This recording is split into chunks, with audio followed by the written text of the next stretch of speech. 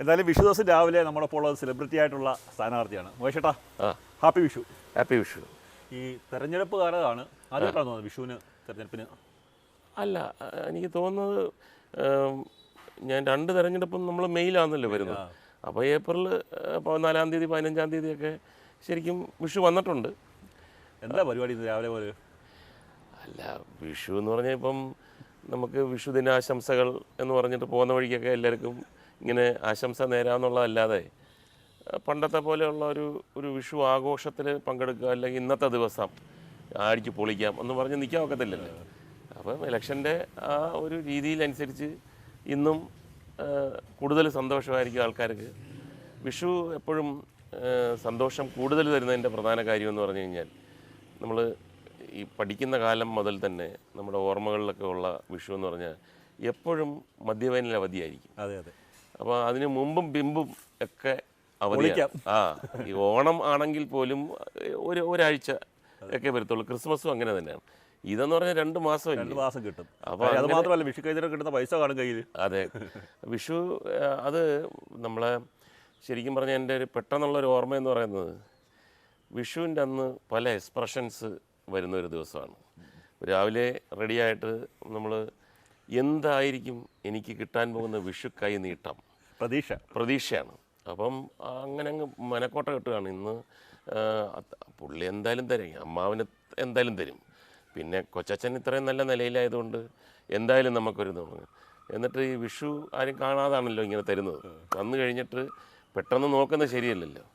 അപ്പോൾ ഇങ്ങനെ എന്നൊക്കെ പറഞ്ഞിട്ട് ശരി എന്ന് പറഞ്ഞ് മാറി നിന്നിട്ട് ഇത് നോക്കിയിട്ട് കൂടുതലും പ്രാവശ്യം അന്നത്തെ കാലത്തൊന്നും കുട്ടികൾക്ക് അല്ലെങ്കിൽ അങ്ങനെയുള്ള ആൾക്കാർക്കൊന്നും വലിയ എമൗണ്ടൊന്നും കിട്ടത്തില്ല. എല്ലാവരും നോക്കിയിട്ട് ഇങ്ങനെ ഒരു എക്സ്പ്രഷൻ ഉണ്ട്. വിഷുവിൻ്റെ അന്ന് ഏറ്റവും മോശപ്പെട്ട എക്സ്പ്രഷനാണ് അത്. എല്ലാവർക്കും ആ എക്സ്പ്രഷൻ വരുമെന്നുള്ളത് ഇപ്പം 5 രൂപ കിട്ടി അല്ലെ 10 രൂപ കിട്ടിയാലും 100 രൂപ പ്രതീക്ഷിച്ചത്. 100 രൂപ കിട്ടിക്കഴിഞ്ഞാൽ 500 രൂപയാണ് പ്രതീക്ഷിക്കുന്നത്. അപ്പോൾ ആ പ്രതീക്ഷയ്ക്കകത്ത് എന്തായാലും ഉയരത്തില്ല. അപ്പോൾ ആ ഒരു കോമഡി മാത്രമല്ല കേട്ടോ, ഈ കിട്ടുന്ന പൈസ കൊണ്ട് എന്തെല്ലാം ചെയ്യണം എന്നുള്ള സ്വപ്നം നമ്മൾ വലിയ പ്ലാനിങ് അല്ലേ. അപ്പോൾ സിനിമയിലുള്ളൊരു വിഷു എന്ന് പറഞ്ഞു കഴിഞ്ഞാൽ പെട്ടെന്ന് എൻ്റെ മനസ്സിൽ വരുന്നൊരു വിഷു ഏതോ ഒരു സ്ഥലത്ത് ഒരുപാട് ആർട്ടിസ്റ്റുകളുണ്ട്. അപ്പം സൂപ്പർ സ്റ്റാർസ് ഉണ്ട്, മറ്റവരുണ്ട്, മറിച്ചവരുണ്ട്, ചെറിയ ആൾക്കാരുണ്ട്, സ്ത്രീകളുണ്ട്, അമ്മമാരുണ്ട്. അപ്പോൾ പെട്ടെന്ന് പറഞ്ഞു നാളെ വിഷുവാണ്, എല്ലാവർക്കും ഷൂട്ടിംഗ് ഉണ്ട്.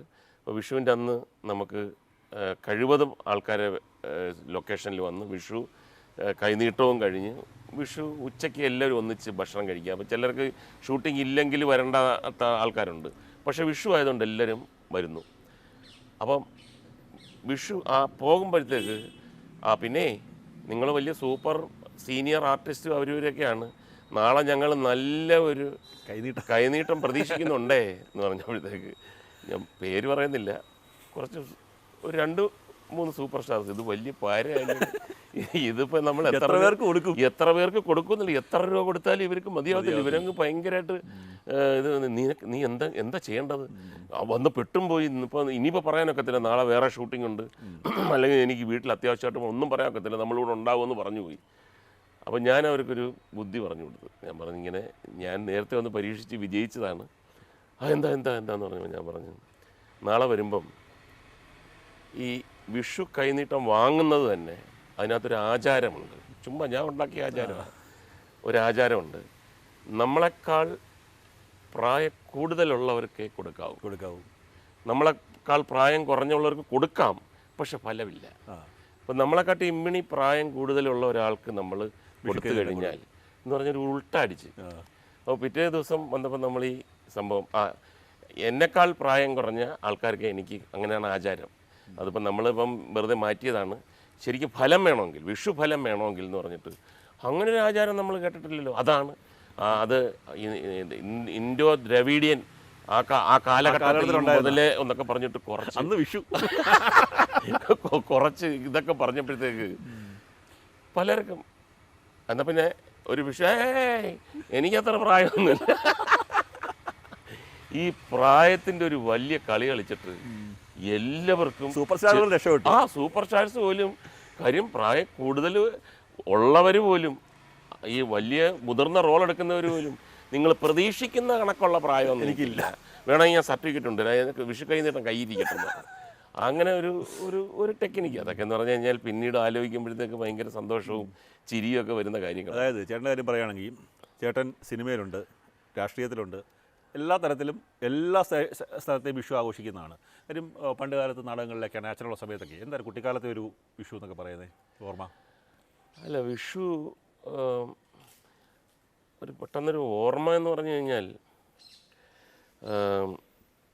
വിഷുവിന് ഞാൻ സ്കൂളിൽ പഠിക്കുമ്പം വിഷുവിന് എല്ലാവരും അച്ഛൻ്റെ അമ്മയുടെയൊക്കെ സ്വന്തക്കാർ ബന്ധക്കാരെല്ലാവരും വീട്ടിൽ വരും.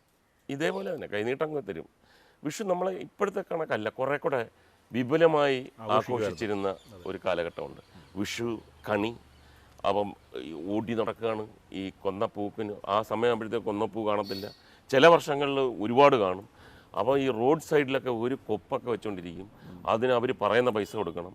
പിന്നെ വെള്ളരിക്കാൻ മറ്റേതും മറിച്ചതെന്നൊക്കെ പറഞ്ഞ് രാവിലെ 4 മണിക്ക് തന്നെ അമ്മയും കുഞ്ഞമ്മയും അമ്മുമ്മയും എല്ലാവരും ഇത് ഒരുക്കും. അപ്പോൾ ആരെയും വിളിക്കത്തില്ല, കറക്റ്റ് ഈ കണ്ണ് പൊത്തി കൊണ്ടുവന്ന് അതിൻ്റെ മുമ്പിൽ നിർത്തി കാണിക്കുമ്പം ആ കണ്ണ് തുറന്നോ തൊഴുതോ എന്നൊക്കെ പറഞ്ഞിട്ട്, അപ്പോഴൊക്കെ വിഷു കൈനീട്ടം എന്തായിരിക്കും എന്നുള്ള പ്രതീക്ഷയാണ്. പക്ഷെ അന്ന് ഉച്ചയ്ക്ക് ഭക്ഷണവും കഴിച്ചിട്ട് പോകുന്ന ഒരു സമ്പ്രദായം ഉണ്ടായിരുന്നു. എല്ലാവരും വന്ന് വിഷു സദ്യ, ഓണസദ്യ പോലെ തന്നെ പ്രാധാന്യമുള്ളതാണ്. അപ്പോൾ ഇതേ കണക്ക് പ്രതീക്ഷിക്കുന്നതിനേക്കാൾ കൂടുതൽ പൈസ എനിക്ക് കിട്ടി. അപ്പോൾ ചുനക്കര എന്ന് പറഞ്ഞ സ്ഥലത്തു നിന്നും അമ്മയുടെ കുറേ സ്വന്തക്കാർ, അച്ഛൻ്റെ സ്വന്തക്കാർ ചുനക്കരയിൽ നിന്ന് വന്ന് എല്ലാവരും നീ ഇരിക്കട്ടെ ഒരു ഗംഭീരമായ തുക ഞാൻ പ്രതീക്ഷിക്കാത്തത് കിട്ടി. എല്ലാ കൊല്ലം കിട്ടണമെന്നില്ല, ആ കൊല്ലം കിട്ടി. ഞാനതെൻ്റെ 8ാം ക്ലാസ്സിലോ 9ാം ക്ലാസ്സിലോ ഒക്കെ പഠിക്കുന്നു. പക്ഷേ ഞാൻ സ്കൂളിൽ പോകുന്ന സൈക്കിളിലാണ്. അപ്പോൾ സൈക്കിളെന്ന് പറഞ്ഞ് തങ്കശ്ശേരി സ്കൂളെന്ന് പറഞ്ഞാൽ ഈ മെയിൻ ടൗണിൽ കൂടെ ആണ് പോകുന്നത്. അപ്പം മുതൽ എൻ്റെ മനസ്സും മനസാക്ഷിയും കൂടെ ഒരു വലിയ സംഘർഷമായി. അന്ന് കൊല്ലത്ത് ആസാദ് ഹോട്ടലിലെ ബിരിയാണിയാണ് ഏറ്റവും ഫേമസ്. അപ്പം വിഷുവിന് ഉച്ചയ്ക്ക് വെജിറ്റേറിയനാണ്. അപ്പോൾ അതും ഇത്രയും പൈസയും കയ്യിലിരിക്കുന്നു. ആസാദിൽ പോകണോ ഈ ഭക്ഷണം കഴിക്കണോ? അങ്ങനെ അവസാനം ജയിച്ചോ? അവസാനം മനസ്സ് ജയിച്ചു. മനസ്സായിട്ട് ജയിച്ചു. ഞാൻ സൈക്കിളിലൊക്കെ എടുത്തിട്ടൊരു 11:30-12 മണിയായപ്പോഴത്തേക്ക് ഇതൊക്കെ പോയി നല്ല പൈസയും കയ്യിലുണ്ട്. ഇപ്പം എക്സ്ട്രാ അതൊക്കെ മേടിച്ച് കഴിച്ച് ഇവിടെ വന്നപ്പോഴത്തേക്ക് അനങ്ങാൻ വയ്യ. ഒരു മനുഷ്യൻ കഴിക്കുന്നില്ല. അപ്പം ഒരു 12:45 എല്ലാവരോട് പറഞ്ഞു എന്നാൽ പിന്നെ ഇപ്പം സദ്യ കഴിക്കാം. അന്ന് നാടകമുണ്ട്. അപ്പോൾ അത് കഴിഞ്ഞ് 2 മണിയാകുമ്പം നാടകക്കാർ പോവും, അച്ഛനും അമ്മയൊക്കെ പോവും. അപ്പോൾ ഞാൻ പറഞ്ഞ് ഞാൻ കുറച്ച് കഴിഞ്ഞ് കഴിച്ചോളാം. അപ്പോൾ എല്ലാവരും ഒന്നിച്ചിരിക്കണം പോടാ എന്ന് പറഞ്ഞിട്ട്, അപ്പം ഞാൻ എനിക്ക് അത്ര വിശപ്പ് വന്നില്ല എന്നൊക്കെ പറഞ്ഞിട്ട് അതങ്ങനെ വിശക്കാതിരിക്കുന്നു ഇരുത്തി.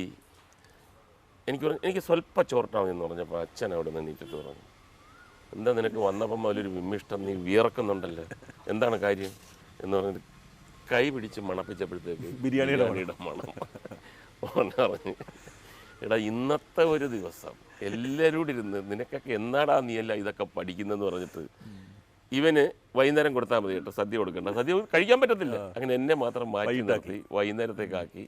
അപ്പോൾ അതൊക്കെ എന്ന് പറഞ്ഞു കഴിഞ്ഞാൽ ആ സമയത്ത് ഭയങ്കര ഫീലിങ്ങും, എല്ലാവരുടെ മുമ്പിൽ അപമാനിതനായി. ഞാൻ ശരിക്കും ട്രഡീഷൻ അതനുസരിച്ച് നിന്നില്ല, നീ ഇങ്ങനെ ഒരു കുടുംബത്തിൽ കയറ്റാൻ കൊള്ളാവോടോ എന്നൊക്കെ പറഞ്ഞ് പലരും കളിയാക്കുന്ന. പക്ഷെ അതൊക്കെ മനസ്സിൽ ഒരുപാട് വിഷമമൊക്കെ ഉണ്ടായിട്ടുണ്ട്. പിന്നീട് ഇതൊക്കെ ഓർക്കുമ്പം ചിരിയാണ്. എസ് എൻ കോളേജിലൊക്കെ തകർത്ത് കടന്ന കാലമായിരുന്നല്ലോ ഡിഗ്രി പഠിക്കുന്ന സമയത്ത്. കോളേജ് കാലഘട്ടത്തിലുള്ള ഒരു വിഷു അങ്ങനെ എന്തെങ്കിലും? അല്ല, കോളേജ് അപ്പോൾ നമുക്ക് അവധിയായിരിക്കുമല്ലോ. അല്ല, കോളേജിലാകുമ്പോഴത്തെ ഏപ്രിൽ സമയമാകുമ്പോഴത്തെ പരീക്ഷയൊക്കെ ആയിരിക്കും, സപ്ലിയൊക്കെ ഉണ്ടാവുമല്ലോ. അല്ല, എന്നാലും മാർച്ച് അവസാനമൊക്കെ ആകുമ്പോഴത്തേക്ക് ഏകദേശം വീട്ടിൽ തന്നെ ആയിരിക്കും. വീട്ടിലും ഇനി പരീക്ഷ ഉണ്ടെങ്കിൽ തന്നെ പരീക്ഷയുടെ വിഷുവിന് പരീക്ഷ കാണത്തില്ല. അപ്പോൾ നമുക്ക് ഒരു കൂട്ടായ്മ വിഷുവിന് മാത്രം പ്രയാസമാണ് കിട്ടാൻ. ഇപ്പം നമ്മൾ ഈ ഇലക്ഷൻ പ്രചരണത്തിന് പോകുന്ന സമയത്ത്, ഇപ്പം പ്രചരണത്തിന് പോകുന്നു, ആ സമയത്ത് എന്താ ജനങ്ങൾക്ക് കൊടുക്കാനുള്ള വിഷു കൈ നീട്ടം? വിഷു കൈ നീട്ടം എന്ന് പറഞ്ഞു കഴിഞ്ഞാൽ നമ്മൾ ഇവിടെയൊക്കെ കൊടുക്കേണ്ടത് ആത്മാർത്ഥത തന്നെയാണ്, നമ്മുടെ സിൻസിയാരിറ്റി. വിഷു ആണെങ്കിലും അല്ലെങ്കിലും ഒക്കെ, പ്രത്യേകിച്ച് ഇലക്ഷൻ പ്രചരണത്തിൽ എൻ്റെ ഒരു പോളിസി എന്ന് പറഞ്ഞാൽ നമുക്ക് ചെയ്യാൻ പറ്റുന്ന കാര്യങ്ങൾ പറയുക. വാഗ്ദാനങ്ങൾ കൊടുക്കുമ്പോൾ പോലും വളരെ സൂക്ഷിച്ച് അതിനകത്ത് ഒരു തരത്തിലും നമ്മൾ എവിടെയും തലകുനിക്കരുത്.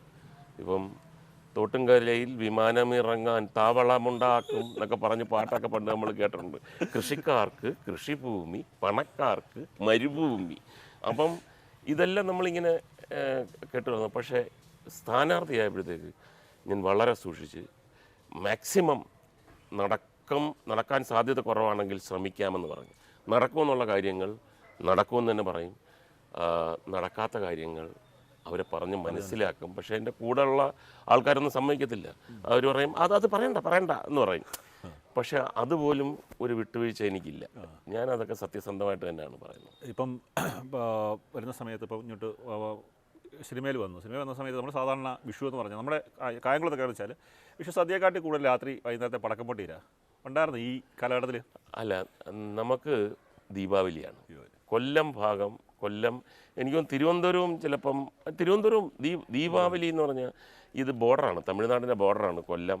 ഈ ചെങ്കോട്ട കഴിഞ്ഞോട്ട് മറ്റേ നാഗർകോവിൽ കഴിഞ്ഞോട്ട് ഈ 2 ഡിസ്ട്രിക്റ്റും ശരിക്കും ദീപാവലിക്കാണ് പടക്കം. വിഷുവിന് എറണാകുളത്ത് നിന്ന് ആലപ്പുഴയിൽ നിന്നൊക്കെ ഞാനിങ്ങനെ വിഷുവിന് വരുമ്പോഴത്തേക്ക് അവിടെ നിന്ന് പടക്കം വാങ്ങിച്ചുകൊണ്ട് വന്ന് രാത്രി പൊട്ടിക്കുമ്പോഴും ആൾക്കാർക്ക് ഒരു കൗതുകമാണ്. ഇന്നെന്തിന് പൊട്ടിക്കുന്നു അങ്ങനെ. പക്ഷെ നമ്മൾ ആഘോഷം വരുമ്പോൾ പൊട്ടിക്കാനുള്ളതാണല്ലോ പടക്കം. എന്തായാലും ഈ വിഷുവിൻ്റെ പൊട്ടിക്കാനുള്ള പടക്കം നമ്മുടെ ജൂൺ 4-ാം തീയതി വിജയിച്ച് അത് വലിയ രീതിയിൽ പൊട്ടിക്കാൻ സാധിക്കട്ടെ. എല്ലാം ഒരിക്കൽ കൂടി വിഷു ആശംസകൾ നേരുന്നു. നന്നായി. ഇനി ഇലക്ഷൻ പ്രചരണമാണല്ലോ, ഒത്തിരി ബുദ്ധിമുട്ടിക്കുന്നില്ല. Thank you very much. നന്ദി.